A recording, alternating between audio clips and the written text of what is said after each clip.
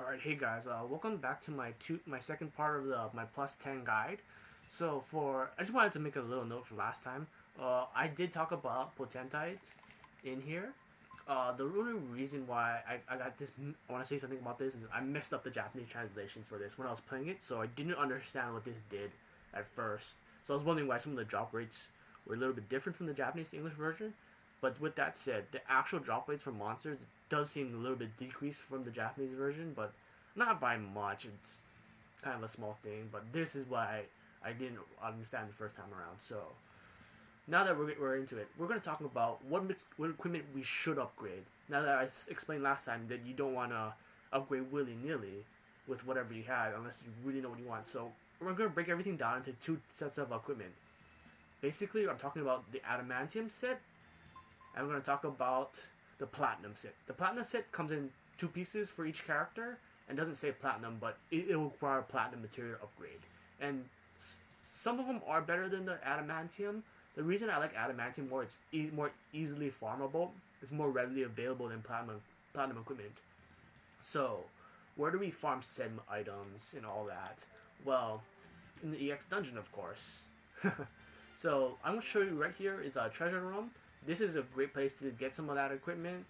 And of course, it's really random. And one thing to note is always open the chest, take whatever they have, because even if the rooms are randomized to the EX dungeon, the treasure chest won't repopulate unless you open them, even though they're different rooms, kind of. So you can go through the chest, or you can farm monsters in the EX dungeon, and all monsters in the EX dungeon drop Platinum equipment and Adamantium, so you really want rooms like this, where it just spawns in a bunch of enemies. And as you know, if you've gone to the EX dungeon, there are multiple types of rooms.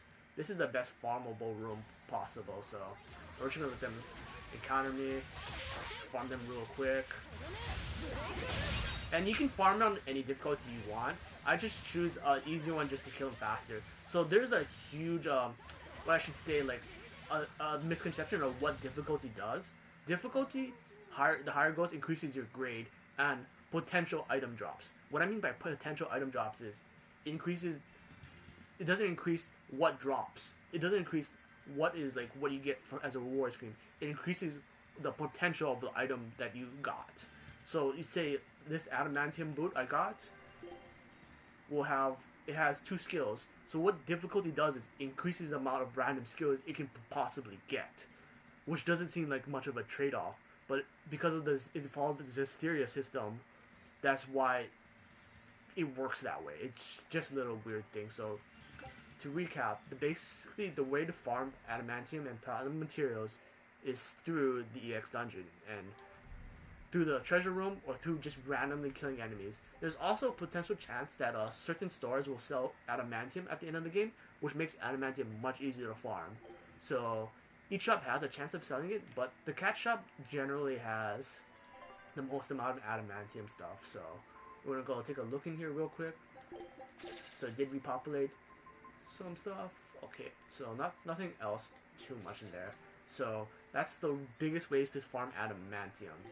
And once again, you're gonna need Potentite for this, because the way I'm gonna show you, instead of getting plus because the only way to get Adamantium to upgrade is you need materials, the fragments. So once again, upgrade everything to +2 in order to farm it, because this will get you the most out of each Adamantium piece of equipment, which is going to be +6. I mean, not +6, +3 for it.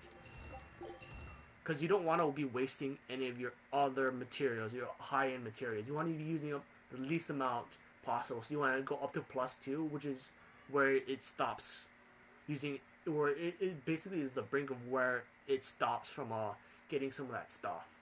So we're going to keep doing that. I see all my other garbage in here that I have. So we're going to use 3. Dismantle. Let me get more.